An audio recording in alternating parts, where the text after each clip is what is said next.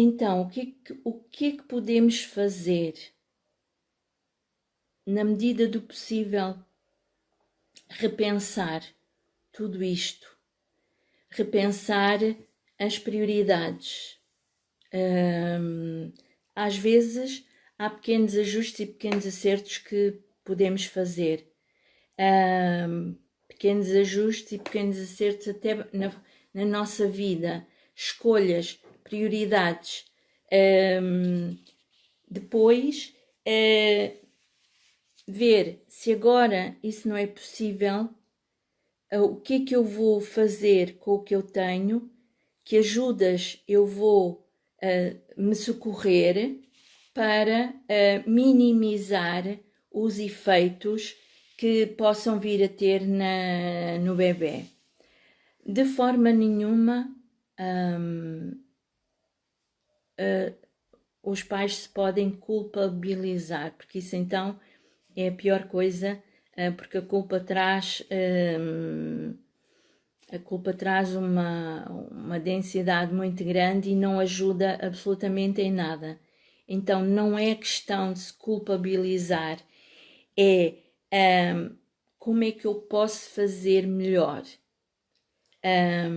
Como é que eu posso fazer? Eu agora, esta é a situação que eu tenho, agora eu não posso, não tenho outra opção, então eu vou olhar para esta situação com mais consciência.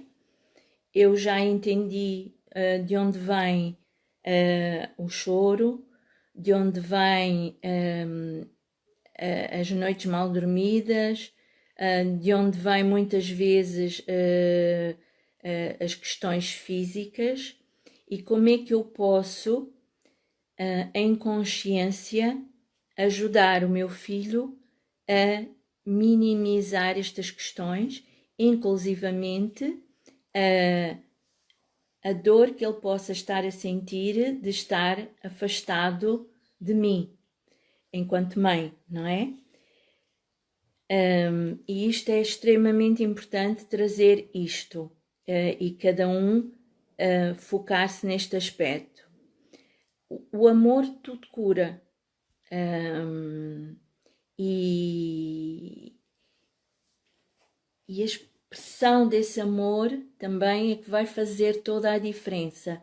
Só que muitas vezes a criança o bebê fica na creche e depois a mãe chega à casa com tudo o que tem para fazer e depois também não lhe pode dar a atenção que ele precisa. Então volta a repetir-se, não é? Já ficou na creche e agora em casa a mãe também não tem tempo para lhe dar a atenção que ele precisa. Isto são tudo formas de vida que nós criamos, porque há muitas coisas que não é obrigatório que seja assim. Há toda uma programação que nós trazemos que não precisa ser assim. E às vezes basta nós pensarmos desta forma, porque o tempo que já que neste momento não há outra solução se não ficar na creche, então o tempo que ele passar comigo tem que ser o máximo aproveitado. Nesse tempo o bebê tem que sentir que a mãe está ali para ele incondicionalmente o tempo todo. E que se dane as coisas que há para fazer em casa. E sei que há muita coisa para fazer, mas às vezes podemos fazer esta opção. Dar muito amor, dar muito carinho, conversar muito com ele, com o bebê, mesmo que seja o bebê, explicar-lhe tudo, a razão pela qual ele vai para a creche, que tem que ficar ali. Um aspecto muito importante é referirem a hora a que vão buscar e cumprir esse horário. Porque já há muitos estudos feitos que quando os pais ou a mãe têm que sair e se disserem a hora à criança que voltam, que regressam, ele sabe, e se por acaso a mãe se atrasar um bocadinho, a partir daquela hora ele começa a chorar e a manifestar-se. Então, o inconsciente, a alma do bebê, ele entendeu. E entende tudo o que nós lhe dissermos e entende tudo o que nós lhe dissermos em verdade e amor. Esta é que é a verdade. Muito importante também os pais fazerem o seu trabalho de desenvolvimento pessoal, porque quanto mais trabalharem estes aspectos em vós, menos a criança precisa de manifestar também as vossas dores, as vossas feridas, os vossos mal-estares, não é?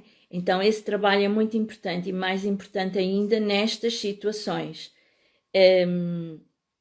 Estarem muito atentos também às pessoas a quem entregam os vossos filhos, porque infelizmente não é pelo facto de serem pessoas formadas, ou no caso de ser numa escola, não é? De serem pessoas formadas ou de ser a escola XPTO ou o que for, não é sinal. Isso às vezes não significa nada. Então, estarem muito atentos a tudo o que a criança expressa e verbaliza, porque isso traz muita informação também do lugar onde ele está. E, pelo amor de Deus, agirem, atuarem, não deixarem que as coisas se vão acumulando. Quer dizer, quando algo não agrada, ele tem que ser expressado e verbalizado. E por que não mudar a criança de escola? Isto tem que ser assim, porque não vamos deixar o nosso bebê com alguém ou numa escola que não nos confere confiança, que não é do nosso agrado, que não está alinhada com os nossos valores, com aquilo que hoje faz sentido para nós. Isto é extremamente importante porque desde cedo a criança passa mais tempo fora de casa, passa mais tempo na escola do que em casa. Todos estes aspectos acabam com o tempo por ter muito peso. Então os pais podem ter uma ideia do que é educar, de que gostariam de educar desta e daquela forma, e depois a escola onde está a criança não corresponder minimamente àquilo que é o seu modelo, àquilo em que eles acreditam, àquilo que é importante para eles. E estes aspectos também têm que ser vistos porque isso gera uma contrariedade e um conflito também dentro da própria criança e do próprio bebê, porque eles sentem tudo. Tudo. Então, muito importante também é olharem, observarem, ouvirem o que é que se passa na escola, ouvirem as pessoas, o que é que elas verbalizam, as educadoras, as auxiliares, enfim, o que é que a criança está diariamente e continuamente a ouvir, a assistir, porque depois os pais vão embora e não vê nada, não é? Mas a criança vai dando sinais daquilo que ela vai ouvindo e daquilo que ela vai assistindo.